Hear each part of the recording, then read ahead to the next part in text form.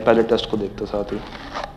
हमारे पास सिर्फ 20 टेस्ट आए हैं और ऑनलाइन में भी 10 से कम टेस्ट है।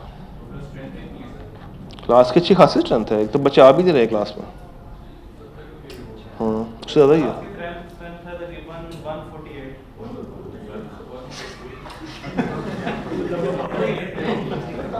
ना चले खैर, आपने तो दिया है ना, you are good to go. अब आप इनकी बिस्ती सुन सकते हैं आराम के साथ। हाँ, टेस्ट में फेल होंगे, आपकी बारी भी आएगी। तो ये इस तरह चलता रहेगा बारी बारी। यार सीरियसली बता दें, क्या वाकई में आप लोग इस पेपर को लेकर इंटरेस्टेड हैं? जिन्होंने नहीं दिया, क्या वाकई में आपको लगता है कि ये पेपर पास होगा इन हालात के साथ?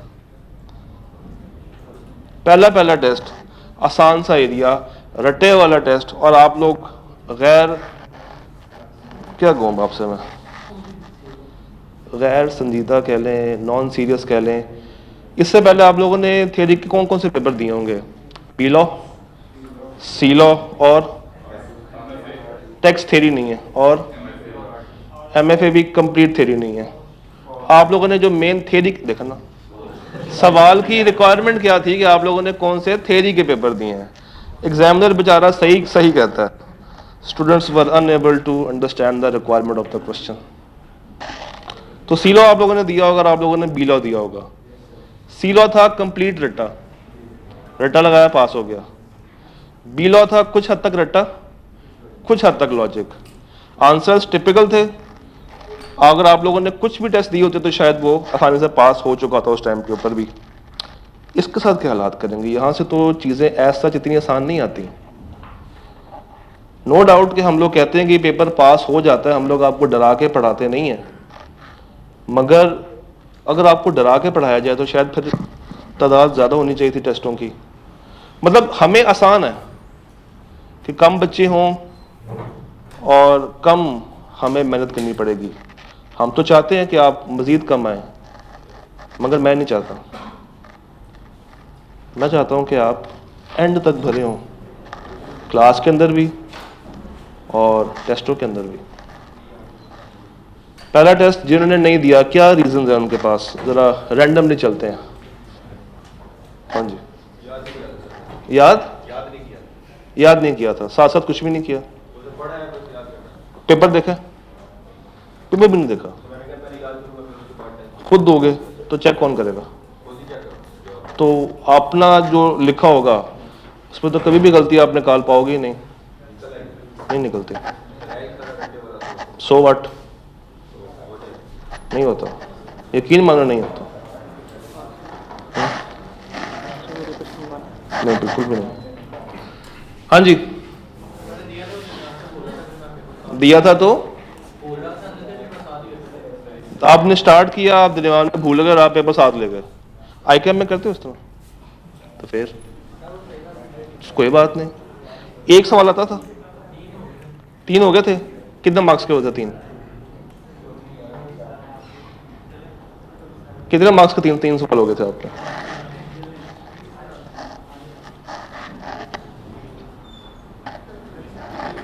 इक्कीस 22 हो गए थे 40 में से। तो अगर इसमें से 15 भी लेते तो क्या आपको अगले टेस्ट के लिए बूस्ट मिलता ना? आप तो साथ लेके चले गए, तो वो 21 भी हमारे लिए क्या है? 0। ठीक है, यहां से आते हैं मजीद। जनाब, आप यहां पाए जाते हैं? नहीं पाए जाते। तैयारी नहीं थी की, कब करनी है? रिजल्ट के बाद करनी है। ओरिएंटेशन में आए थे आप? ओरिएंटेशन में आए थे आप? वीडियो देखिए, कैंपस एंड साइड को लेक्चर देखें। तो सर ओरिएंटेशन बेस बनाती है ना, आपने वही तो मिस की हुई है। आपने बगैर बेस के ऊपर घर की तमीर शुरू कर दी। बेस बना लें। हाँ जी जनाब, ब्लैक कैप यहाँ पाए जाते हैं?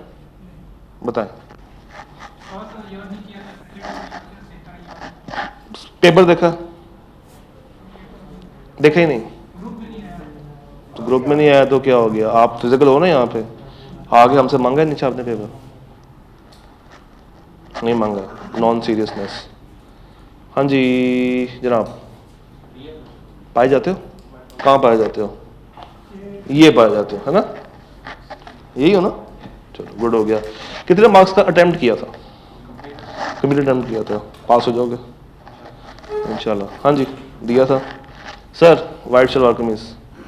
हाँ जी आप ही हैं सर, आपके वाइट ही है। आपने नहीं दिया था, वजह? तैयारी थी? इतनी नहीं थी, तो कब होगी? अच्छा चलें, लास्ट। हाँ जी हाँ जी दिया था। तो यहाँ पे कहाँ पाए जाते हैं? लेफ्ट साइड पे ये पाए जाते हैं, पक्की बात है। असल में इसका झुकाव ज्यादा है। अच्छा तो चलें, जिन्होंने दिया है वो बताइए कि पहला टेस्ट था, ज्यादा मुश्किल तो नहीं था, आसान था, मुश्किल था? तो आपके लिए हमेशा से होता है।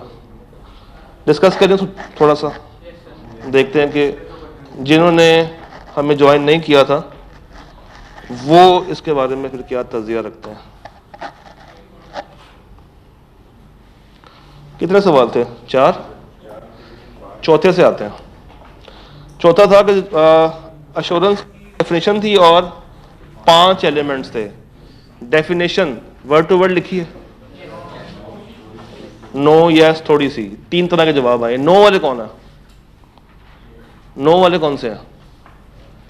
जिन्होंने डेफिनेशन बिल्कुल भी वर्ड टू वर्ड नहीं लिखी, कौन है? कोई है? आप और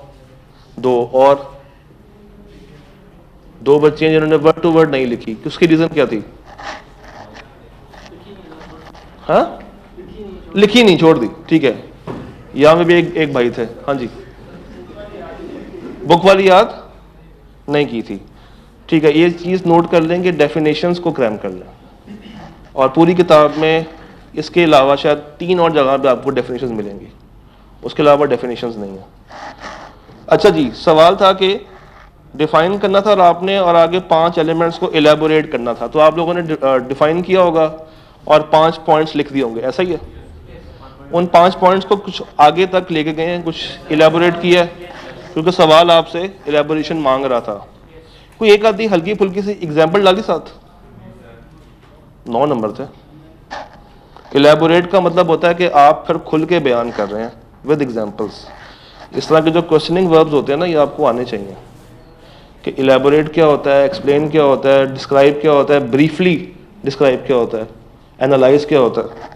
तो खैर, अगर आप यहाँ पे कुछ एग्जाम्पल्स कोड कर देते, जैसे सब्जेक्ट मैटर में आप लिख देते फाइनेंशियल स्टेटमेंट्स, वो लिखिए ना, बेहतरीन हो गया फिर तो 9 नंबर कितने मिल जाएंगे? वो बच्चा जिसको लगता है कि वो 7 या 8 स्कोर कर सकता है, जिसने डेफिनेशन अच्छी लिखी है, वर्ड टू वर्ड लिखी है, ठीक है, गुड। सवाल नंबर 3, आपने प्रोनाउंसमेंट्स के ऊपर बात करनी थी, जो कि आईएसबी की हैं, along with their purposes. 6 number. ये जो 5 नहीं थी, छठी कौन सी होती है? क्या कौन सी होती है? प्रैक्टिस क्या? उसकी शॉर्ट फॉर्म क्या थी? ISP officer? नहीं, आईए पीएस या पीएन? पीएस या पीएन? स्टैंडर्ड्स तो नहीं है। आईए पीएस या पीएन? एक दफा देखें, सर ने लिखा गया था।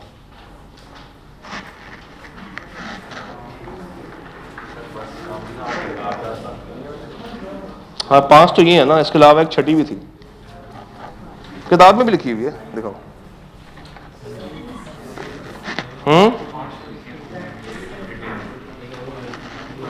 छठी भी लिखी हुई, ऊपर लिखी हुई है, आईएपीएस, प्रैक्टिस स्टेटमेंट्स। तो ये 6 नंबर ले लेंगे, यहां से मिल जाएंगे, 5 मिलेंगे। एक मिस कर दी है, ऊपर वाली मिस कर दी होगी, और किसी ने और ने मिस की हो। हाँ, किसी ने मिस की हो लिखते हुए, किसी को याद ना आई हो, नहीं लिखी, याद नहीं आई, 2 रह गई थी। अच्छा, तो यानी कि 40 में से 9 और 6 15 तक तो पेपर आसान बना हुआ था। कितना परसेंट बनता है ये 15 ओवर 40 करें जरा, 15 ओवर 40,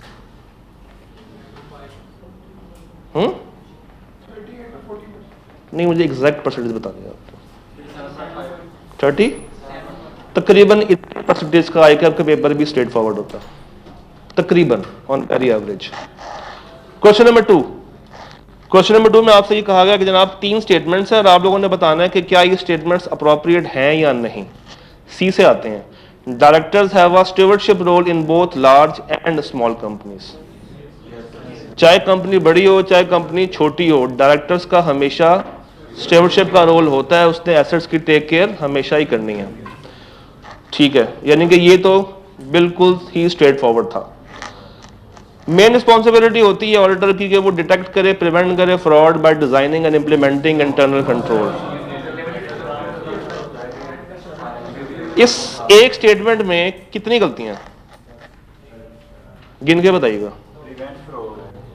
इस एक पूरी स्टेटमेंट में नंबर ऑफ गलतियां कितनी है, क्वांटिटी कितनी है?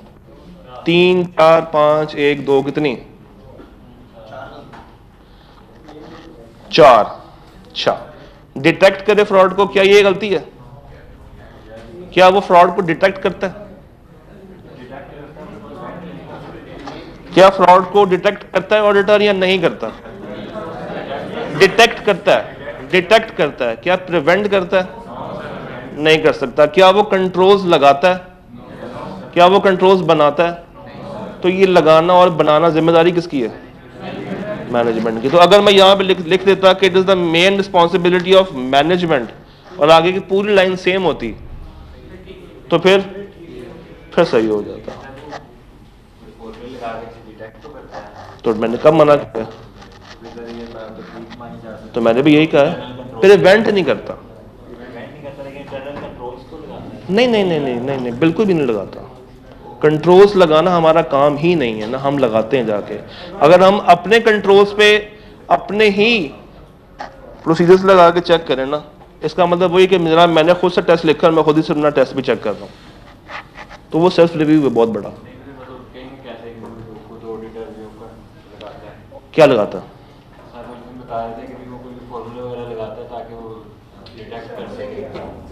वो तो सैम्पलिंग पे काम करता है सिर्फ, कंट्रोल्स लगाना जिम्मेदारी उनकी है। फॉर एग्जांपल कॉलेज आके कहता है कि जनाब भी चेक करके बताएंगे क्या इस रूम के अंदर जो क्लास हो रही है वो क्लास सही से रिले हो रही है या नहीं हो रही, ये मैंने चेक करना है। मैं कौन हूँ? प्रैक्टिशनर। कैमरा किसका है? कॉलेज का। बंदा किसका? एलईडी किसकी है? बच्चे किसके हैं? सॉफ्टवेयर किसका है? मैंने बस चेक करना। हाँ, अगर मुझे लग रहा है कि कैमरे का रिजल्ट सही नहीं है या एलईडी ब्लर कर रही है या बच्चे फारिग हैं, तो मैं जाते हुए मैनेजमेंट को फीडबैक देकर जाऊंगा कि भाई हमें इस तरह की एक फील आई, आप देख लें अगर आप नेक्स्ट टाइम के लिए इसको मजीद बेहतर बना सकें।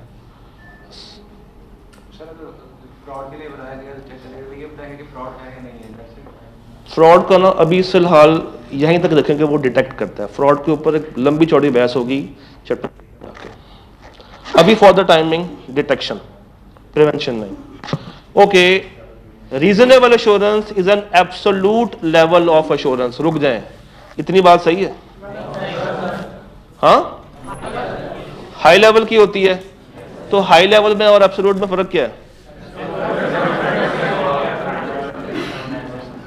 मुझे कुछ समझ नहीं आई, दोबारा बताओ। एब्सोल्यूट का मतलब होता है 100%, तो रीजनेबल का मतलब क्या होता है? लेस देन 100, 80 to 90% के करीब। अच्छा, provided by the practitioners conclusion expressed in a positive form और नेगेटिव फॉर्म और बोथ।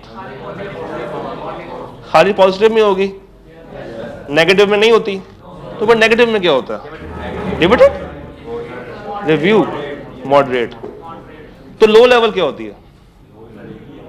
लो लेवल हो, मॉडरेट हो, नेगेटिव हो, ये की है। गुड हो गया, छा गए आप लोग। टेस्ट दिया था, पास हो जाओगे। क्वेश्चन नंबर 2 से कोई सवाल किसी का, कोई मसला हो किसी भी पॉइंट में, कोई चीज कंफ्यूज कर रही है तो मुझे बताइए। कोई है पॉइंट डिस्कस करने वाला? पक्की बात है?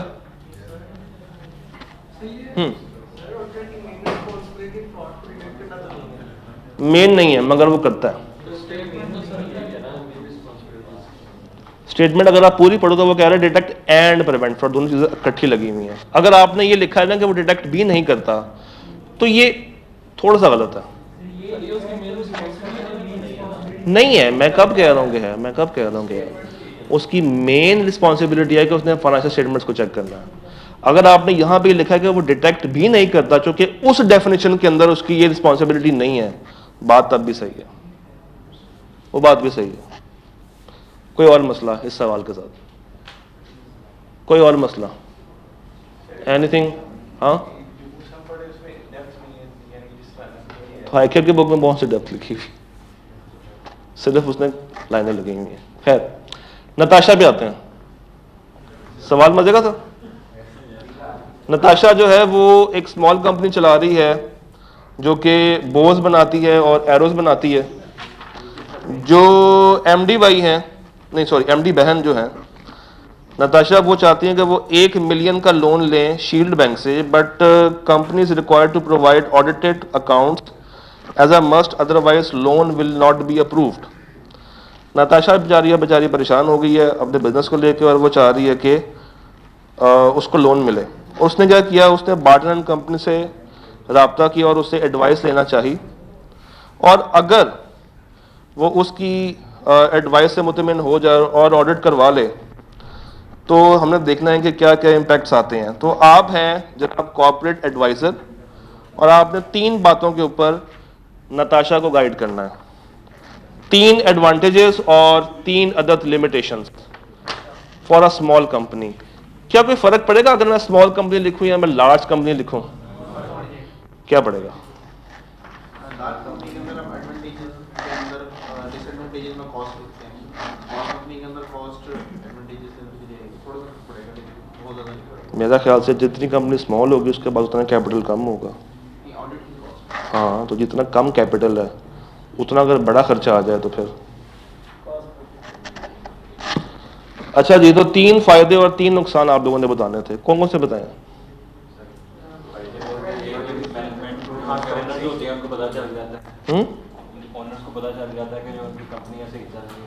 अच्छा, और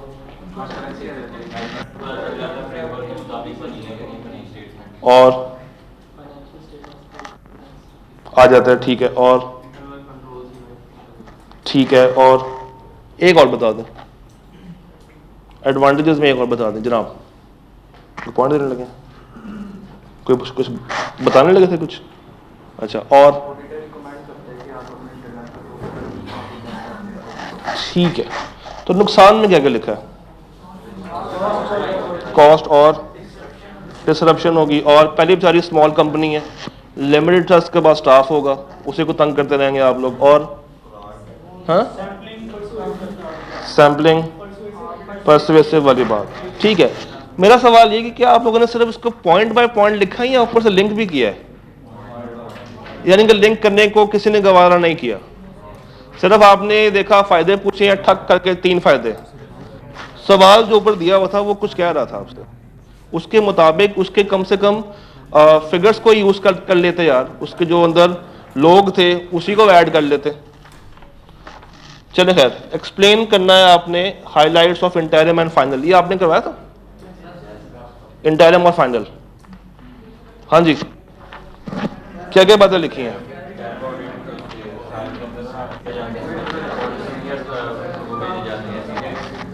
और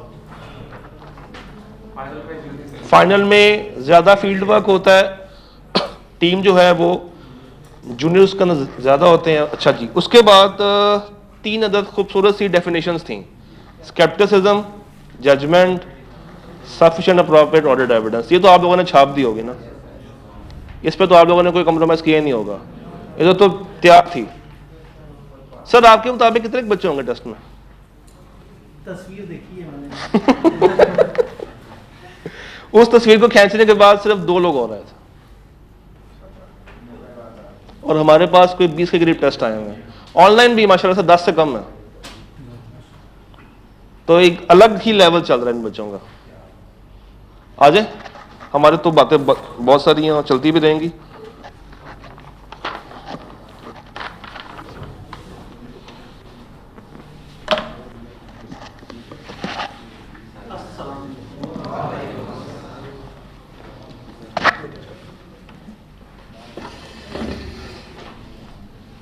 मैं एक जगह दरमियान में फंस गया था, फिर मैंने इन्हें कहा कि पहले आधे घंटे तो हमने सिर्फ इमोशनल तकरीर ही करनी है। बच्चों की तादाद देखने के बाद से जो है ना हम इंतज़ार कर रहे थे कि एक दफ़ा ये बच्चे सामने आ जाएं। तो मेरा नहीं ख्याल कि अब टेस्ट वाली बात पे मुझे मज़ीद इमोशनल करना है, क्योंकि जब मैं आया हूँ तो पहले सवाल की डिस्कशन चल रही थी, तो इसका मतलब है कि काफ़ी देर तक गुफ्तगू रही है। इन्होंने आपको अच्छी तरह से बताने की कोशिश की है कि टेस्ट कितना इंपॉर्टेंट है। अच्छा, नीचे से चल रहे थे, ठीक है। तो नीचे था क्या? तीसरा चौथा सवाल तो मजाक ही था। तो खैर मतलब अब वही बात है कि अगर 20 टोटल लोग हैं तो लेवल ही हो गया। और मेरे ख्याल में एनरोलमेंट फिजिकल में शायद 90 के करीब है, या शायद नहीं, वो मिला के होगी ना ऑनलाइन फिजिकल। हाँ, मैं फिजिकल की बात कर रहा हूँ, क्योंकि ऑनलाइन में तो वो बता रहे हैं कि अलग हैं। ये 20 फिजिकल बताए हैं ना। हाँ, तो फिजिकल वर्सेस फिजिकल, तो 90 के करीब फिजिकल में से 20 बच्चों ने टेस्ट दिया। तो ऑडिट का पास रेट इससे थोड़ा सा तो बेहतर होता है, वरना नॉर्मली जो बच्चे टेस्ट दे रहे हैं ऑटोमेटिकली वो तो उस प्रोबेबिलिटी में आ जाते हैं ना जो पास होना चाह रहे हैं। तो ये है वो मस्ट अटेम्प्ट।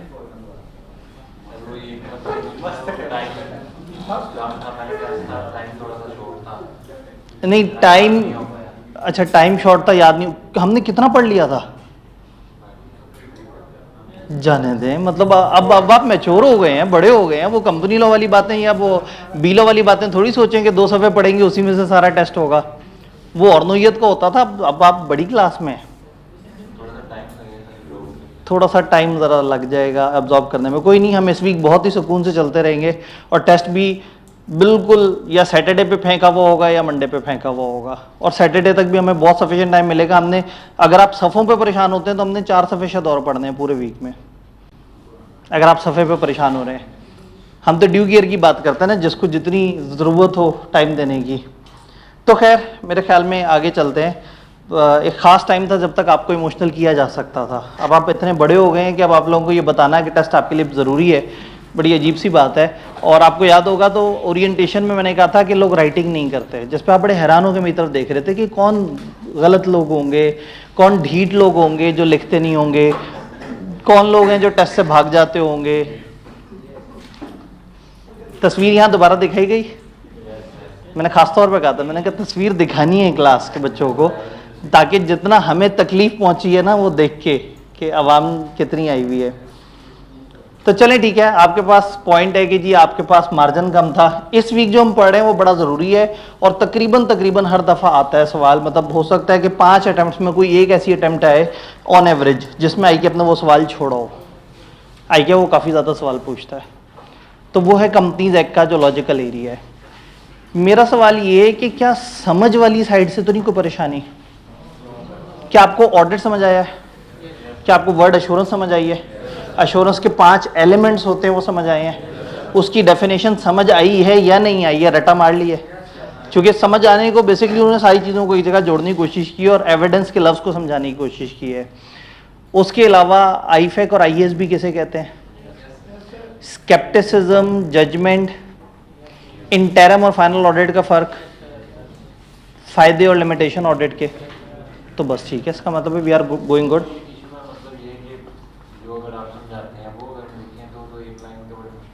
ठीक है, नंबर 3 तो असल में बात यह कि इधर हम समझाने के बाद आपको घर जाके किताब पढ़ने का भी कहते हैं। ठीक है, तो क्लास में कॉन्सेप्ट समझाना मकसद है। कॉन्सेप्ट समझ आ गया, उसके बाद आपको एक जगह चाहिए होती है कि अच्छा मैं इसको कितना लिखूं या ये कितना होना चाहिए। तो इसीलिए तो आपके हवाले किताब की गई है या हैंडआउट्स दिए गए थे। तो उसका मकसद ये है कि वहाँ आपको वो राइटिंग में लिखा हुआ नजर आ जाए। क्योंकि अगर बहुत छोटी क्लास होती तो मैं यहाँ पूरा का पूरा लिख रहा होता और आप भी उसे साथ साथ कॉपी कर रहे होते, फ़ायदे कोई नहीं। क्योंकि थ्योरी में नंबर ऑफ टॉपिक्स बहुत होते हैं न्यूमेरिकल में 8 से 10 टॉपिक्स होते हैं टोटल, लेकिन उसी के अंदर सवालों की प्रैक्टिस चलती रहती है। तो थ्योरी में लिखवाने वाला काम अगर हम बोर्ड पे लिखना शुरू कर दें और आप साथ लिखना शुरू कर दें, फिर सिलेबस नहीं खत्म होते। लेकिन ये है कि आप घर जाके जब पढ़ के आते हैं, मैं हमेशा मानता हूं कि किसी दिन का लेक्चर उस दिन कंप्लीट नहीं होता जब अगले दिन आप पढ़ के आए होते हैं और आपके प्रॉब्लम्स होते हैं, और वो डिस्कशन के बाद अगले दिन 25 मिनट आधा घंटा लग जाए, कोई मसला नहीं, उस दिन पिछला दिन क्लोज होता है, फिर अगला दिन स्टार्ट होता है। जी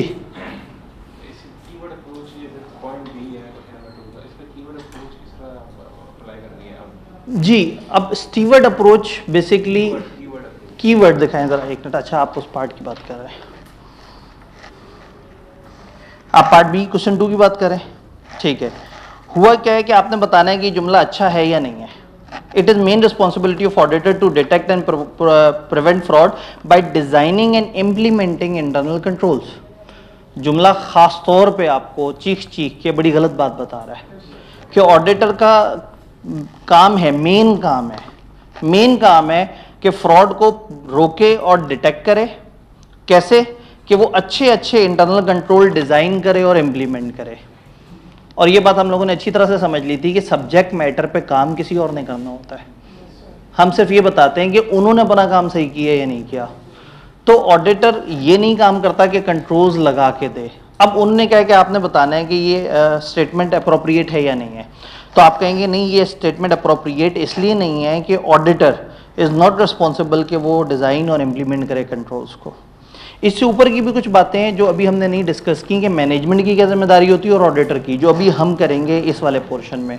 वो पढ़ा होता तो इस पार्ट का थोड़ा सा और मजे का जवाब भी हो सकता है कि आप कहेंगे फ्रॉड पकड़ना ऑडिटर की प्राइम रिस्पॉन्सिबिलिटी नहीं है, उसका मेन काम है ओपिनियन देना कि फाइनेंशियल्स ठीक हैं या नहीं। फ्रॉड को रोकना मैनेजमेंट के जिम्मे है, ऑडिटर ने सिर्फ ये देखना है कि उन्होंने अपना काम सही से किया या नहीं किया। तो ये बेसिकली इस तरह से ये बात चल रही थी। जी जी, अब जो डिटेक्शन ऑफ फ्रॉड है, हमने कहा कि ऑडिटर जितना मर्जी काम कर ले, सैंपल पे काम करता है, तो सैंपल पे हो सकता है उसकी ट्रांजैक्शन में फ्रॉड वाली कोई चीज़ मिले ही ना। जब फ्रॉड वाली चीज़ कोई मिलेगी नहीं तो फिर ये कहना मुनासिब नहीं है कि ऑडिटर जो है वो उसका मेन काम है कि वो फ्रॉड ढूंढे। हाँ, उसके सैंपल में आज अच्छी बात है, जहां उसे शक हो वहां वो थोड़ा सा और काम कर लेता है। फ्रॉड की जब भी बात आनी है ना, आपने रुक जाना है, ब्रेक लगा देनी है। चैप्टर 3 में फ्रॉड को लेके स्पेसिफिक यूनिट पढ़ना है हमने, जिसमें हम पढ़ेंगे पूरे स्टैंडर्ड में कि फ्रॉड और ऑडिटर की क्या जिम्मेदारी है। एक चीज तय है कि ना ऑडिटर अकाउंट्स बनाता है, ना ऑडिटर फ्रॉड ढूंढने के लिए आया है। ऑडिटर किस लिए आया है? यूजर फाइनेंशियल स्टेटमेंट को देख के डिसीजंस लेने लगे हैं कुछ। ऑडिटर उन यूजर्स को तसल्ली देने आया है कि जिन फाइनेंशियल्स को तुम देख रहे हो इनको मैंने भी देखा है और मैं तुम्हें रीजनेबली एश्योर कर देता हूं कि ये ठीक है। वो उन्हें ओपिनियन दे रहा है, मेरे ख्याल में ये फाइनेंशियल जो तुम देख रहे हो ये फलाना स्टैंडर्ड के मुताबिक ट्रू एंड फेयर है। तो ऑडिटर का मेन मकसद है उन इन्वेस्टर्स को, उन यूजर्स ऑफ फाइनेंशियल स्टेटमेंट्स को, फाइनेंशियल स्टेटमेंट्स पे जो चीजें दी गई हैं उनकी ट्रुथ और फेयरनेस पे हौसला देना, ये मेन काम है। तब कोई कंफ्यूजन ऑडिटर को लेके, ऑडिटर क्या काम करता है, कौन है?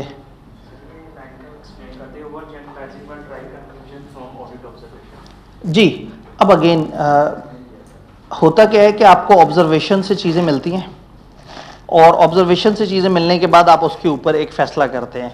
और कभी कभी ये है कि आप ओवर जनरलाइज कर देते हैं कि अच्छा फलाना कंपनी में ऑडिट करने आया था तो उधर भी ये मसला था, इधर भी ये मसला खुद ही से होगा। ज़रूरी नहीं कि वो खुद ही से हो। एविडेंस अगर मिल रहा हो तो एविडेंस ज़्यादा कीमती चीज़ है। एविडेंस ना मिल रहा हो तो फिर हमने इस्तेमाल करनी है अपनी प्रोफेशनल जजमेंट। तो प्रोफेशनल जजमेंट अल्टरनेट नहीं है एविडेंस का। आप कहें रसीद छोड़ो मेरी जजमेंट ही बड़ी है, जजमेंट ओवर एंड अबव है।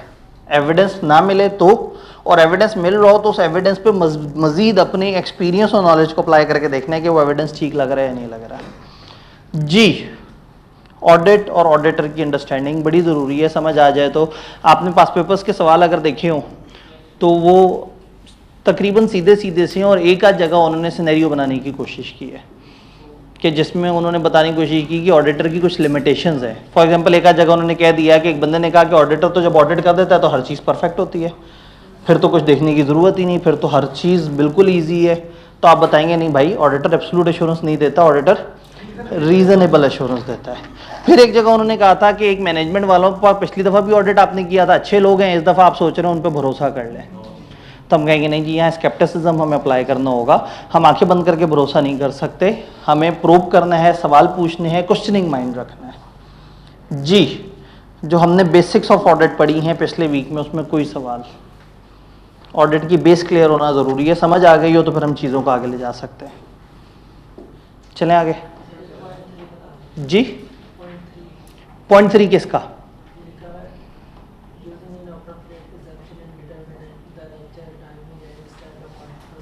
ठीक है, नहीं इसमें अब आपको परेशानी क्या है, यानी कि ये पॉइंट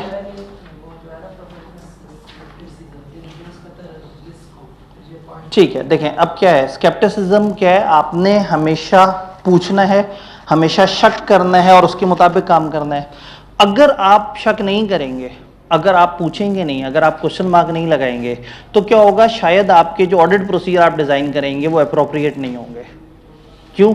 ऑडिट प्रोसीजर एक जगह बहुत गहराई में लगने की जरूरत है। आपने बंदे का चेहरा देखा, नमाजी आदमी नजर आया, आपने डिटेल कम में चले गए, तो क्या हुआ, एक रिस्क बढ़ गया। क्या रिस्क बढ़ गया कि शायद अब आप गलत अजम्पशन ले रहे हैं, शायद आप गलत ओपिनियन तक पहुंच जाएंगे, शायद आप जो प्रोसीजर लगाएंगे वो इस सिचुएशन में अप्रोप्रिएट नहीं होंगे। जी, यहां तक 100% क्लियर? सारी क्लैरिटी तो आगे चलें। मैं अपने हिस्से का काम पूरा कर रहा हूं, आप अपने हिस्से का काम जो है वो इतना सा कर रहे हैं।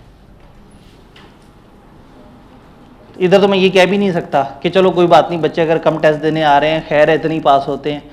ऑडिट में अल्लाह का शुक्र है, हमारा जो सबसे लोएस्ट रिजल्ट है वो 65% है, अल्हम्दुलिल्लाह। और ये 10 साल से रेशो मेंटेन्ड है। मुझे आप लोगों ने थोड़ा सा डरा दिया है, तो अल्लाह का शुक्र है कि ऑडिट में जो है ना वो इतनी अच्छी रेशो नहीं मेंटेन हो पाती, लेकिन अल्लाह का शुक्र है मुझे जो स्टूडेंट्स मिलते हैं वो मैच्योर हो चुके होते हैं, या 1-2 हफ्ते बाद हो जाते हैं, या खुद को समझना शुरू कर देते हैं मैच्योर।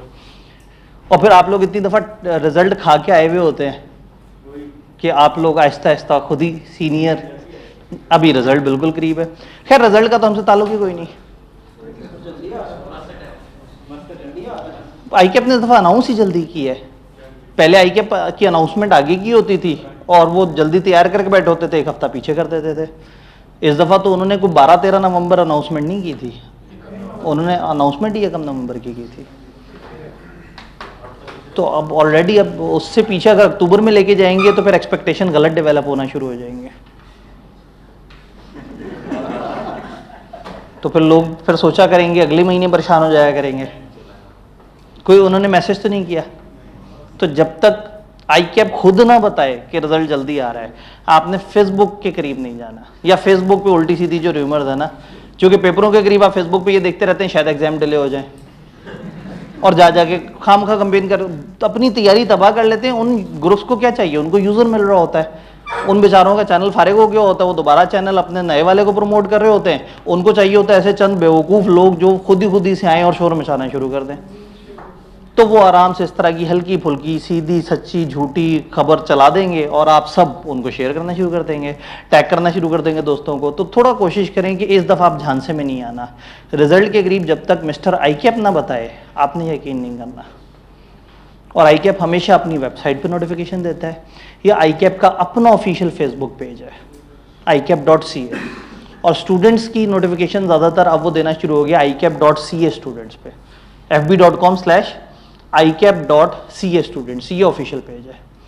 इस पे आने वाली खबर ऑफिशियल है। उसके अलावा खामखा ये ग्रुपों पे जो चलती हुई रूमर्स हैं, इसकी बेस पे तैयारी मत खराब किया करें, अपनी अटेम्प्ट मत खराब किया करें, और खामखा वक्त से पहले टेंशन मत लेना शुरू कर दिया करें। चलते हैं जी आगे। अल्लाह करे बैक एंड पे एक स्लाइड मौजूद हो। ये क्या बात है, टीम वाले समझते हैं। कंपनी लॉ को शुरू करते हैं। चैप्टर 1 का वो एरिया जहां से तकरीबन फॉर श्योर लॉजिकल सवाल आता है। हमारे पास इतने सारे सवाल हैं पास्ट अटेम्प्ट्स में, यानी अगर हम इन सारे सिनेरियोज को टोटल करें तो 35 से 40 के करीब छोटे छोटे सिनेरियोज हमें मिल जाते हैं प्रैक्टिस के लिए। तो इस वाले पोर्शन को समझेंगे भी अच्छी तरह से, प्रैक्टिस भी अच्छी तरह से करेंगे, तो फिर टेस्ट भी अच्छा सा करके लेंगे, ठीक है। और इसका डे टेस्ट होगा। एक टेस्ट ऐसा होगा कि एक सवाल आधा क्लास में होगा, आप सवाल कर रहे होंगे और जब आप एंड पे पहुंचेंगे उसके, तो मैं आके उसको बोर्ड पे सॉल्व कराना शुरू कर दूंगा। यानी सवाल भी वहीं, जवाब भी वहीं।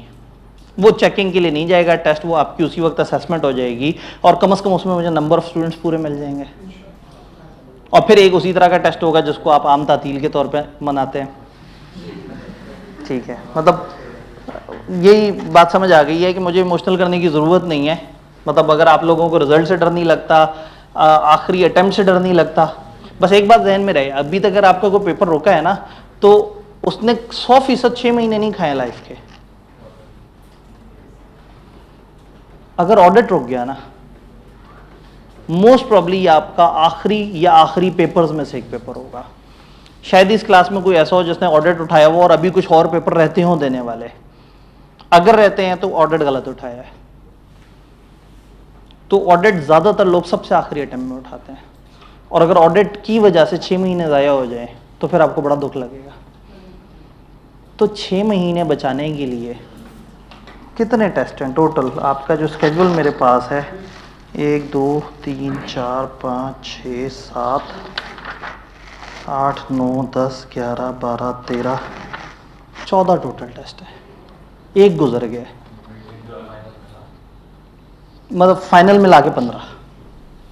तो 15 में से एक मिड टर्म, एक फाइनल मॉक, एक ग्रैंड टेस्ट, ये 3 हो गए बड़े, बाकी 12 छोटे टेस्ट। आपका मतलब ऑडिट एक ही टाइम सिर्फ ऑडिट लेना चाहिए एक टाइम? नहीं, मैंने ये नहीं कहा। मैं ये कह रहा हूँ कि ऑडिट लोग नॉर्मली सबसे एंड पे उठाते हैं। सबसे एंड से मुराद है अपने आखिरी कम्बिनेशन में उठाते हैं, आखिरी 2 पेपरों में या आखिरी 3 पेपरों में। कुछ जज्बाती तो आखिरी 4 पेपर भी उठाते हैं, लेकिन आखिरी 2 या 3 पेपरों में लोग ऑडिट उठाते हैं। हाँ, लेकिन ऑडिट पास एक ही अटेम्प्ट में होता है। वो गलत बातें हैं कि ऑडिट 2 अटेम्प्ट में पास होता है, वो गलत जगह बताई जाती हैं। ऑडिट एक ही अटेम्प्ट में पास होता है, लेकिन इनका पास होता है जो टेस्ट दे रहे होते हैं। जो टेस्ट नहीं दे रहे होते वो तो कोशिश करेंगे ये नंबर इम्प्रूव करें। और उसके बाद आप लोग नहीं आ रहे होंगे तो ठीक है, कोई बात नहीं, खैर है। मतलब मुझे कौन सा तमगा मिल जाना है 65% रिजल्ट पे, कम हो जाए, खैर है। कॉलेज निकाल तो नहीं देगा, ठीक है। आई कैप औसतन रिजल्ट 35-40% के करीब रख रहा होता है, तो ठीक है 50% भी आ जाए, मैं तो आई कैप से बेहतर हूँ। आई कैप से नीचे जाना बड़ा मुश्किल है, इतने तो अच्छे बच्चे मिल ही जाते हैं। तो ठीक है, मैं फिर उन अच्छे बच्चों के सहारे अपना रिजल्ट सही रख लूँगा। लेकिन उन बच्चों का क्या होगा जो अच्छे नहीं हैं?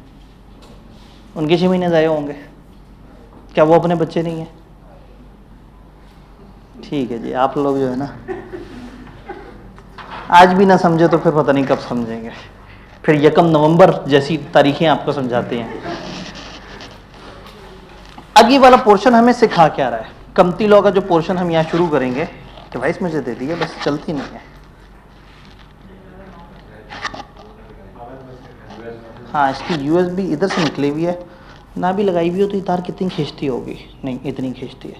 ऐसे तो होता है ना, ऐसे ऐसे काम चला लेंगे। देखें ज़रा, ये पीछे वाले भाई साहब गायब हैं इसके, तो वो लगा हुआ होगा, बस देखें, शायद वो एक दफ़ा निकाल के दोबारा लगाए जाने की ज़रूरत है।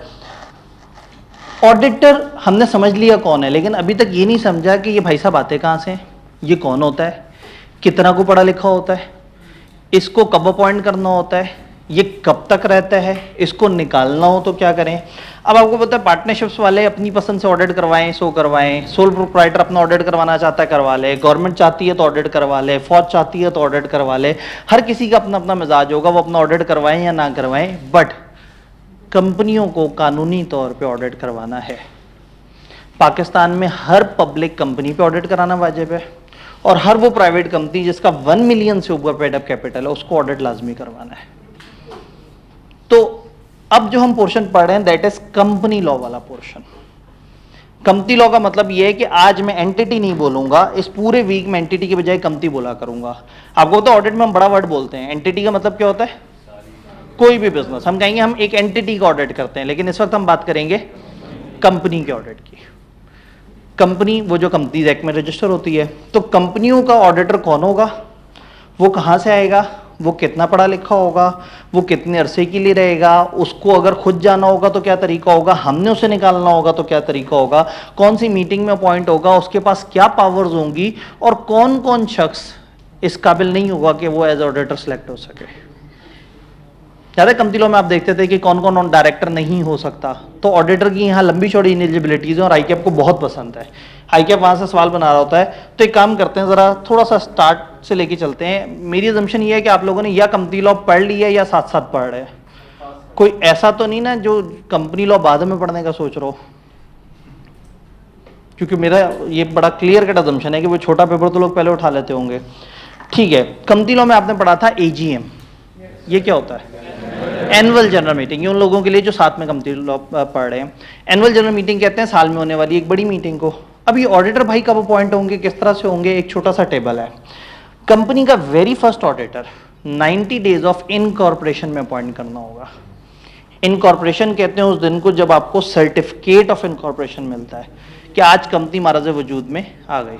तो आप ये देखें कि लॉ को इतनी जल्दी थी कि कंपनी बने अभी 90 दिन से भी कम अरसा हुआ और वो कह रहे हैं ऑडिटर आ जाना चाहिए। तो कंपनी का पहला ऑडिटर 90 दिन के अंदर 10 सेलेक्ट करना है। अब इतनी जल्दी मेंबर्स की मीटिंग वगैरह नहीं बुलाई जा रही होती, इस वक्त कंपनी की इंतजामिया डायरेक्टर्स के हाथ में, तो वो कहते हैं डायरेक्टर्स इसको अपॉइंट करेंगे और ये भाई साहब कंपनी की पहली एजीएम तक रहेंगे। पहली एजीएम पे ये वाला ऑडिटर रिटायर हो जाएगा और हम एक और ऑडिटर ले आएंगे, चाहे तो इसी को दोबारा ले आए, चाहे तो किसी और को। इसका मतलब यह है कि ऑडिटर की अपॉइंटमेंट एजीएम तक की होती है। हर साल एजीएम पे क्या होता है, क्या बड़ा काम होता है? मेंबर्स के सामने अकाउंट्स रखे जाते हैं, डिविडेंड की बातें होती हैं। तो हर साल के अकाउंट्स मेंबर्स के सामने जब रखे जाएंगे तो वो किसी ना किसी ऑडिटर ने ऑडिट किया होगा। तो जब वो अकाउंट्स मेंबर्स के सामने रखे जाएंगे, मेंबर अप्रूव करेंगे, पिछले ऑडिटर की ड्यूटी तमाम, रिटायर। वही ऑडिटर स्टिल एलिजिबल है कि उसको इसी एजीएम में दोबारा से सिलेक्ट कर लिया जाए, और देयर इज अ चांस कि हम उसको छोड़ के किसी और शख्स को अपॉइंट कर लें। इसका मतलब है हर एजीएम पे जो ऑडिटर अपॉइंट हो रहा है वो आने वाले फाइनेंशियल ईयर के लिए अपॉइंट हो रहा है, और एजीएम पे जो अकाउंट्स रखे जा रहे हैं वो गुज़िश्ता जो ईयर है उसके रखे जा रहे हैं। तो पहला ऑडिटर जो है वो अपॉइंट एजीएम में नहीं हुआ था, वो डायरेक्टर्स ने खुद ही से शुरू में अपॉइंट कर लिया था, लेकिन उसने रिटायर कब होना है? एजीएम पे, फर्स्ट एजीएम पे वो रिटायर हो जाएगा। फर्स्ट एजीएम के बाद से हमेशा एक एजीएम पे ऑडिटर आएगा और अगली एजीएम तक रहा करेगा। एजीएम डायरेक्टर्स की मीटिंग होती है? नहीं, मेंबर्स की मीटिंग होती है। इसका मतलब है अब जो सब्सीक्वेंट ऑडिटर है ना, पहले के बाद हर जो नए साल आएगा ऑडिटर, उसको हम कहेंगे सब्सीक्वेंट ऑडिटर। ये पॉइंट होगा एजीएम पे और मेंबर्स किया करेंगे। हाँ, डायरेक्टर्स इसमें रिकमेंडेशन दे सकते हैं, लेकिन इसको अपॉइंट कौन करेगा? मेंबर्स। और कब तक के लिए? Next AGM. तो उसके बाद फिर हर साल ऑडिटर अपॉइंट हुआ करेगा अगली एजीएम तक के लिए, फिर उससे एजीएम पे पिछला ऑडिटर रिटायर हो जाएगा, दोबारा अपॉइंट। एक ही बंदा 5 दफा भी अपॉइंट हो जाए तो हम कहेंगे कि 5 अलग अलग अपॉइंटमेंट्स हुई हैं। हम कभी भी ऑडिटर को एक से ज्यादा साल के लिए अपॉइंट नहीं करते। ऑडिटर हमेशा सिर्फ रवा माली साल के लिए अपॉइंट होता है। जब वो खत्म हो जाता है साल और एजीएम पे अकाउंट्स रख दिए जाते हैं, उस वक्त ऑडिटर हो जाता है रिटायर, और उस वक्त हम जो उस वक्त ईयर शुरू हो चुका हुआ होता है, जो भी स्टार्ट में ही होता है, उसके ऑडिटर को अपॉइंट कर लेते हैं। कैजुअल वैकेंसी, ये वर्ड आप लोगों में से कुछ लोगों ने कंपनी लॉ में पढ़ा। कैजुअल वैकेंसी का मतलब क्या होता है? जगह खाली हो गई, किसी बंदे की जगह। अगर ऑडिटर की जगह खाली हो गई तो अब ये एक हंगामी सिचुएशन है। इस वक्त ज़रूरी नहीं है कि हम मेंबर्स की एजीएम बुलाएं या कोई बड़ी मीटिंग बुलाएं। डायरेक्टर्स 30 डेज के अंदर अंदर नए ऑडिटर को अपॉइंट कर लेंगे, और ये भाई साहब भी उसी तरह से जो बंदा छोड़ के गया, वो जिस एजीएम तक के लिए अपॉइंट हुआ था, ये जो उसकी जगह है, ये कब तक होगा? उसी एजीएम पे ये भी रिटायर हो जाएगा। अगर निकाल दिया हो फिर क्या होगा? इस टाइम पे हम कैजुअल वैकेंसी जिसे कह रहे हैं वो निकालना नहीं है।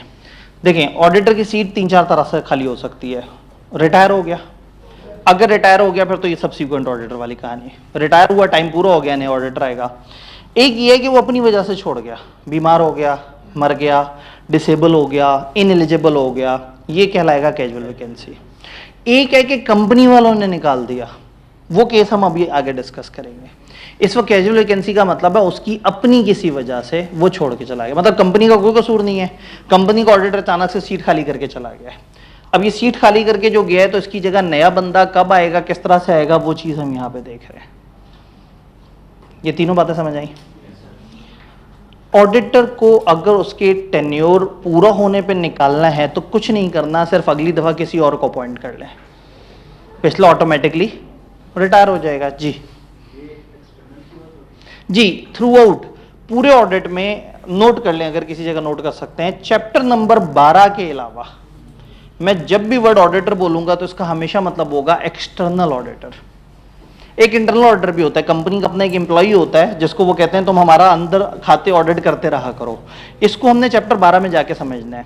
हम जब जब भी ऑडिटर की बात कर रहे हैं वी आर टॉकिंग अबाउट वही इंडिपेंडेंट ऑडिटर जो आप पढ़ते आए हैं, वही बाहर से आया हुआ बंदा। तो ये थ्रू आउट जितनी भी हम डिस्कशन कर रहे हैं ये एक्सटर्नल ऑडिटर है। इंटरनल ऑडिटर क्या होता है, क्यों होता है, वो क्या कर रहा होता है, वो सिर्फ एक चैप्टर में पढ़ेंगे और बस उसी में पढ़ेंगे, ना उसके अलावा कहीं देखेंगे और ना हमने किसी भी जगह ऑडिटर के लफ्ज से समझना है कि इंटरनल की बात हो रही है। ऑडिटर का हमेशा मतलब होगा एक्सटर्नल, सिवाय चैप्टर नंबर 12 के अंदर। चैप्टर 12 में 610 एक स्टैंडर्ड है, सिर्फ उसके अंदर हम ऐसा कर रहे होंगे, अदरवाइज हम ऑडिटर जब बोलेंगे इसका मतलब होगा बैरूनी ऑडिटर जो बाहर से आ रहा है, ऑडिट करके और वापस चला जाता है। जी सर ये अगर एजीएम पे ऑडिटर अपॉइंट हो जाता तो सर ये 1-2 महीना पहले जो आते हैं इवेंट से तो साथ नहीं जा सकता ताकि वो इशू वगैरह हो। जी, तो अगर ये पहले से अपॉइंट हुआ हुआ है तो ये साथ साथ नहीं ऑडिट कर सकता। आपको याद होगा कि हमने कहा था कि कभी कभी वो बीच में आके कुछ काम करना चाहे तो वो कर सकता है, दरमियान में आके जो काम किए जाते हैं उनको क्या कहते हैं, इंटरिम ऑडिट। तो दिस इज अलाउड कि आप अगर आपको लगे कि मुझे शुरू में भी कुछ काम कर लेने चाहिए तो आप इंटरिम पे करें। लेकिन होगा क्या, साल आपका जो मेन ऑडिट होता है ना वो स्टेटमेंट ऑफ फाइनेंशियल पोजीशन का होता है। असल में चक्कर वही है कि आप लोगों की तवज्जो चाहे क्लास ऑफ ट्रांजैक्शन पे हो, आप लोगों को भी कॉलेज में रेवेन्यू और जो टीचर की सैलरी, ये दो चीज़ें अच्छी लगी। रेवेन्यू इनकम थी और टीचर की सैलरी एक्सपेंस था। रेवेन्यू या एक्सपेंस एक साल का होता है और एसेट्स लायबिलिटी इक्विटी इतने अरसे के क्यूमुलेट हुए हुए होते हैं।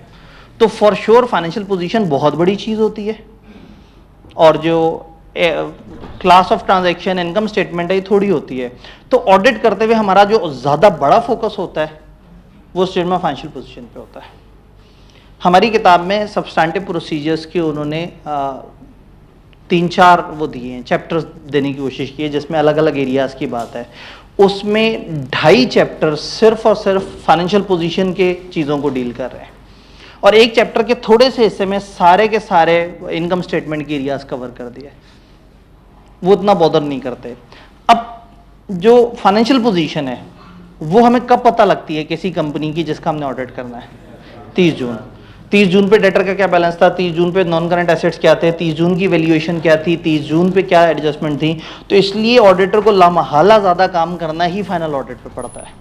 तो जिन कंपनियों में वो चाहे तो थोड़ा बहुत काम वो उठा के पीछे की तरफ ला के और इंटरिम ऑडिट में कर सकता है, लेकिन ज़्यादातर वो फाइनल ऑडिट में काम करता है।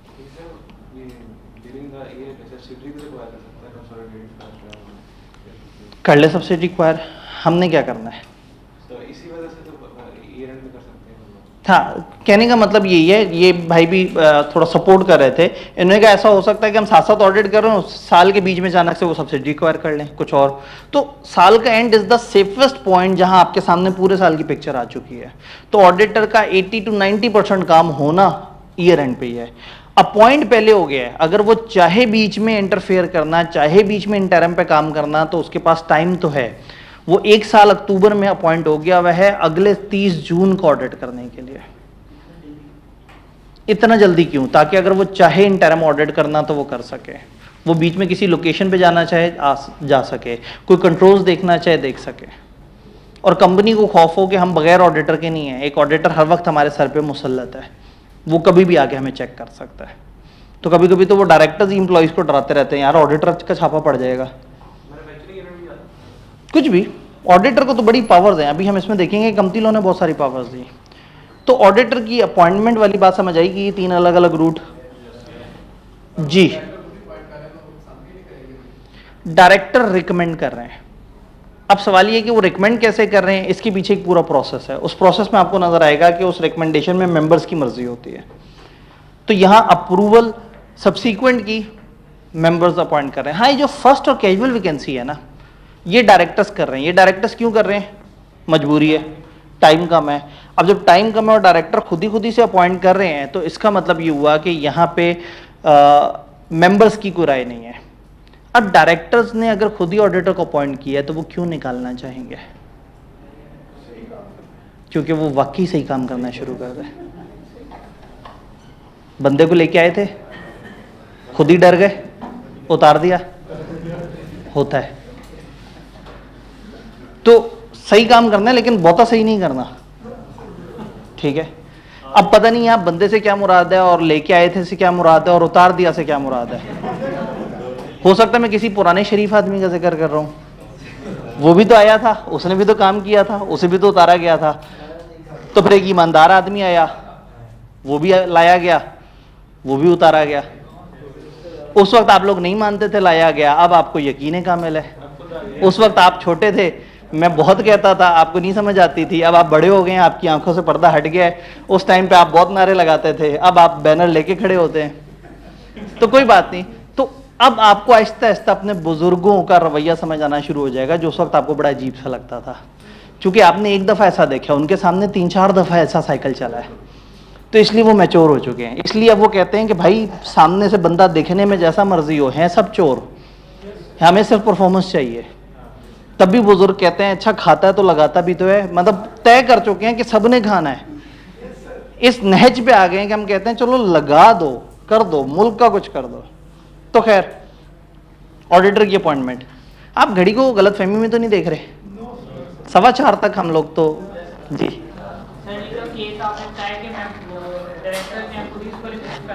जी वो मेंबर्स को तो आंसरेबल होंगे ना कि हमने क्यों रिमूव किया है। हाँ, अब देखें, डायरेक्टर रिमूव करना चाहेंगे, लेकिन अगर इजाजत डायरेक्टर्स को मिल गई तो फिर तो डायरेक्टर्स तो तूफान मचा देंगे ना। तो लॉ ने बड़ा मजेदार काम किया, उसने कहा अगर एक चलते हुए ऑडिटर को निकालना है तो ये डायरेक्टर्स की पावर ही नहीं है। मेंबर्स को एक ईओजीएम बुलानी पड़ेगी, एक्स्ट्राऑर्डिनरी जनरल मीटिंग होती है, जो उन्हें कमती लॉ नहीं पड़ा हुआ, हंगामी मीटिंग बुलानी पड़ेगी, स्पेशल रेजोल्यूशन पास करनी पड़ेगी, तब जाके ऑडिटर निकलेगा। आम मर्जी से भी नहीं निकलेगा। भाई ऑडिटर ने फॉर एग्जांपल किसी डायरेक्टर को रात 2 बजे कंपनी के ऑफिस में जो है वो वहां पे लाइटें जला के, एसी जला के और सुकून से सो रहा है, जबकि उसको तो चले जाना चाहिए था, कंपनी के ऑफिस आज खत्म हो गए, तो वो कंपनी के खर्चे बिला वजह इस्तेमाल कर रहा था। तो अगर एक ऑडिटर ने डायरेक्टर को रंगे हाथों रात 2 बजे पकड़ लिया है कि ये जो है ये बंदा इस वक्त जो काम कर रहा है वो कंपनी वाले काम नहीं है, ऑडिटर क्या कर रहा है? ऑडिटर टिपिकली रात 2 बजे फारिग होता है। भाईजान अभी आपको अंदाजा नहीं है, आप जाएं जरा तो आपको पता लगेगा ये जो रात और दिन की डेफिनेशन है ना, ये आउट हो जाएगी वहां जाके। ये बस 6 महीने बाद जो है ना, वो ऑडिटर टिपिकली लेट सेटिंग का बहुत शौकीन होता है, और साल में कोई रात 2 बजे चलो बहुत ज्यादा हो जाता है, रात 2 बजे वाला सीन 8-10 दफा तो हो जाता है। टीए देते हैं, कई दफा तो वो रात लेट बैठते हैं इसलिए कि रात का खाना डी हो जाए, ठीक है। तो ऑडिटर भी हम में से ही है ना, वही भूखे लोग, वही लोग आगे जाते हैं, तो मतलब हमारा छोटी जगह पे हाथ पड़ता है, हम उतना लूटते हैं। आप कल को बड़े आदमी बनेंगे, आपका बड़ी जगह हाथ पड़ेगा, आप उधर लूटेंगे। लेकिन चैप्टर 13 पढ़ने से पहले ऐसा नहीं सोचना। चैप्टर 13 में मैं आपको एथिक्स के बारे में बताऊंगा, फिर मैं आपको कोशिश करूंगा एक अच्छा इंसान बनाने की। जी, उससे पहले आप जो मर्जी उल्टा सीधा सोचें। ऑडिटर, चलते हुए ऑडिटर को निकालना है तो क्या करेंगे? ईओजीएम कराएंगे, स्पेशल रेजोल्यूशंस उसको निकाल देंगे। अब निकाला मेंबर्स ने तो उन्होंने कहा अब उसकी जो अपॉइंटमेंट है वो डायरेक्टर्स करेंगे, और इस दफा एसईसीपी को बता के करेंगे। एसईसीपी ओके करेगा तो करेंगे, वरना नहीं करेंगे। एसईसीपी की अप्रूवल चाहिए होगी। अब एसईसीपी बीच में आएगा, वो पूछेगा क्यों निकाला, ठीक है, और उसे निकाला तो इसे क्यों बीच में ऐड किया। असल में वो जुमला थोड़ा सा ग्रामेटिकली खतरनाक हो जाएगा। उसको ऐड क्यों किया गया? जब इसको ऐड किया गया है और उसको माइनस किया गया है तो एक अथॉरिटी बीच में आएगी और वो कहेगी कि हमें बताओ कि क्या मसला, और फिर उसके मुताबिक एडजस्टमेंट करेंगे। इन तीनों जगह अगर आप ऑडिटर को अपॉइंट ना कर सके, पहला ऑडिटर आप अपॉइंट नहीं कर सके और 90 दिन गुजर गए, एससीसीपी करेगा। सब्सीक्वेंट ऑडिटर आप एजीएम पे नहीं कर सके, एससीसीपी करेगा। कैजुअल वैकेंसी 30 दिन में नहीं फिल कर सके, एससीसीपी करेगा। जहां जमहूरी हुकूमत ने अपना काम सही से नहीं किया, इदारा आ जाएगा। ठीक है, एससीसीपी इदारा है ना, अथॉरिटी है जी। जी बिल्कुल पेनल्टी पड़ेगी, लेकिन अल्हम्दुलिल्लाह हमारे सिलेबस में वो वाले सेक्शंस नहीं है जिसमें वो जुर्माने वगैरह है। तो एक चीज हमें समझ आ गई, हल्का सा एक जगह एक लाइन आइटम आपको मिल जाएगा, ऑडिटर की अपॉइंटमेंट और ऑडिटर को निकालने वाली बात समझ आ गई। ऑडिटर को निकालने के ऊपर जरा थोड़ा सा एक दफा देख लेते हैं। एससीसीपी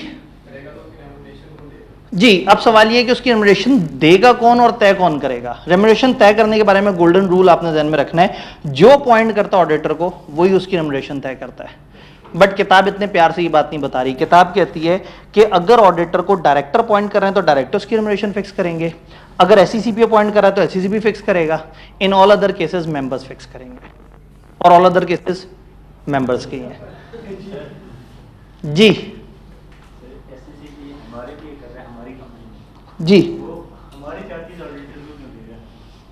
अब हमारे लिए हमारी कंपनी, हाँ नहीं देखिए, मैंने इसीलिए कहा कि दो बातें हैं। नंबर 1, तय कौन करेगा, तय जो अपॉइंट करेगा वो करेगा। Remuneration fixed by, cases in तमाम में पैसे कंपनी देगी। ठीक है, हमारे पास जमहूरी लीडर आए, मार्शल्ला का लीडर आए, जो भी लीडर आए, पैसे तो मुल्क ने पे करने हैं ना, तो इसलिए चाहे एससीसीपी ने अपॉइंट किया, मेंबर्स ने किया, डायरेक्टर्स ने किया, खर्चा कंपनी का होगा। लेकिन तय कौन करेगा कि कितना खर्चा है, जो अपॉइंट कर रहा है वो तय करेगा। तो ये लाइनें आप एंड पे याद ना भी करें तो आप ये तय कर लेंगे, जो अपॉइंट करेगा वो भाई कुछ कहना चाहते हैं। नहीं, ऑडिटर की रेम्युनरेशन के बारे में आर्टिकल्स में नहीं लिखा होता। डायरेक्टर्स चूंकि परमानेंट एलिमेंट होते हैं तो उनकी रेम्युनरेशन की स्केल डिफाइंड होते हैं, ऑडिटर का नहीं होता। ऑडिटर के लिए हम फॉलो करते हैं ATR 14, सिलेबस में नहीं है, किसी दिन बहुत टाइम होगा तो मैं आपको इसके रेट्स बता रहा हूँ। ATR 14 मैंने हल्का सा जिक्र किया था कि जिसमें पर आवर पैसे मिल रहे होते हैं, 7,500 पार्टनर के, तो per hour charge out rates होते हैं जो ऑडिटर को मिल रहे होते हैं। रिमूवल नहीं, removal auditor may be remove before conclusion of next AGM by special resolution. In this case, next auditor will be appointed by board with prior approval of SCCP. ऊपर के केसेस में जब directors appoint कर रहे थे तो SCCP से नहीं पूछ रहे थे। SCCP किन केसेस में ऑडिटर को अपॉइंट करेगा? 3 केसेस आपको पता है। पहला, auditor not appointed with in 90 days, subsequent AGM पे नहीं हुआ, सब्सीक्वेंट कैजुअल वैकेंसी। अब अगर आप देखें यहां से लेके यहां तक चीजें याद करने वाली नहीं है, ये तो एक लाइन है, जो अपॉइंट कर रहा है वही कर देगा फिक्स, तो इसको रट्टा नहीं मारना उस तरह से। और यहां जितनी बातें लिखी हैं ऊपर वाली 3 लाइन आइटम्स का टाइम गुजार दें तो आपके पास आ जाएगा SCCP कब कब अपॉइंट करेगा।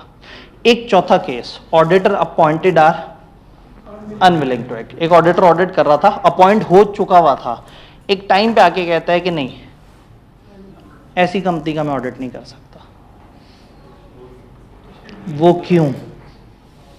क्वेश्चन मार्क आ गया, कुछ गड़बड़ है, शायद उसको काम करने नहीं दिया जा रहा। हो सकता है वो नाराज होकर अपनी डायरी उठा के और चलता बने, हो सकता है। ऐसा कर लेता तो बहुत इज्जत बढ़ जाती। ऐसा हुआ नहीं ना, पहले निकाला उन्होंने आईनी तरीके से, फिर डायरी उठा के चला गया। एक दिन पहले डायरी उठा के चला जाता तो हम कह देते कि उसने कहा यार ये देखो इस तरह के माहौल में तो नहीं काम होता। इज्जत तो इंटरनेट से बढ़ जाती है, इंटरनेट पे इज्जत बढ़ाने के बहुत सारे टूल्स हैं, बड़े अच्छे तरीके इज्जत बढ़ाने के। तो पॉइंट ये है कि अगर अपॉइंटेड ऑडिटर अनविलिंग है, आप उसे कह रहे हैं ऑडिट करो, वो कहता है नहीं मुझे अपने बच्चे प्यारे हैं। आप कहते हैं ऑडिट करो, वो कहता है नहीं मुझे अजीब सी घबराहट सी हो रही है। आप उसे कह रहे हैं ऑडिट करो, कहता है नहीं मुझे लगता है मैं ऑडिट नहीं, मेरा दिल नहीं मान रहा ऑडिट करने पे। तुम अगर ऑडिट नहीं करना चाहते थे तो अपॉइंट क्यों हुए थे? अगर अपॉइंट हुआ हुआ बंदा कह रहा है कि मैं ऑडिट नहीं कर सकता तो शायद कुछ गड़बड़ है। दिस इज फोर्थ केस कि अगर अपॉइंटेड ऑडिटर कहे कि मैं ऑडिट नहीं करना चाह रहा, तो फिर उसकी जगह रिप्लेस करके ऑडिटर ले आएगा एससीसीपी अपने तरीके से। तो अपॉइंटेड ऑडिटर अनविलिंग समझ आया। इसका मतलब है कि इसको निकाला नहीं गया और ना इसके साथ कोई ऐसी दुर्घटना पेश आई है, वो जो ऊपर कैजुअल वैकेंसी वाला था, मर गया, बीमार हो गया, इनएलिजिबल हो गया, लाइसेंस कैंसिल हो गया, वो भी नहीं हुआ। ऑडिटर सही है, अपॉइंटेड है, बट अनविलिंग है। अनविलिंग का मतलब ये है, चार्टर्ड अकाउंटेंट ऐसा नहीं होता कि जॉब एक्सेप्ट करने के कुछ अरसे बात कहनी, वो मैंने सोचा नहीं था सही से, मुझे नहीं करना ये काम। इसका मतलब है इंक्वायरी तो चली पड़ेगी। जब एससीसीपी आएगा तो एससीसीपी तो फिर टेकअप कर लेगा ना चीज़ों को, फिर एससीसीपी अपनी पसंद से ऑर्डर लेके आएगा। तो अगर आपसे को पूछे एससीसीपी कब कब ऑर्डर लेके आता है, आप इस टेबल में तीनों चीज़ें बता दें, तीनों टाइम डिले करवा दें। और चौथा ये है कि अपॉइंटेड ऑडिटर अनविलिंग। इसका मतलब है दरमियान में टेन्योर में कहीं ऑडिटर ने कहा कि मैं ऑडिट नहीं करना चाहता, इसको हम ऑडिट की जबान में कहते हैं विड्रॉल।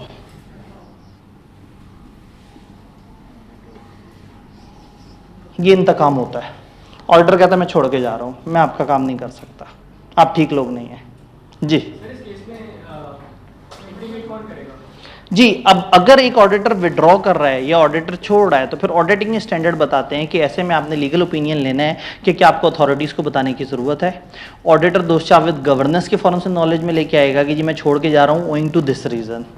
और अगर वो इशू नहीं रिजॉल्व होता तो ऑडिटर छोड़ जाएगा और अथॉरिटीज़ को भी इन्फॉर्म करेगा। और दोषाविद गवर्नेंस की भी लीगल जिम्मेदारी है कि वो अथॉरिटीज़ को बताएंगे हमारा ऑडिटर हमें छोड़ के चला गया है। तो ऑडिटर की अपॉइंटमेंट हमें सारी तरह की समझ आ गई। अभी तक हमने ये नहीं देखा कि एजीएम पे ऑडिटर की अपॉइंटमेंट हो किस तरह से रही होती है। ऑडिटर की पेमेंट एंड पे होती है, यहां से उसकी सारी इंडिपेंडेंस मर जाती है। जो बुला रहा है, जो ऑडिट करवा रहा है, वही पैसे दे रहा है, तो फिर अब ये इतना इंडिपेंडेंट नहीं रह सकता। अगर तो होता ना गवर्नमेंट पैसे दिया करती, गवर्नमेंट सेलेक्ट करती है ऑडिटर को, फिर बात समझ आती है। अब कंपनी वाले खुद सेलेक्ट कर रहे हैं, कंपनी वालों ने पैसे देने हैं, तो कहीं ना कहीं थोड़ा सा इंडिपेंडेंस खत्म हो जाती है जब वही लोगों का पैसों के साथ मामला होता है।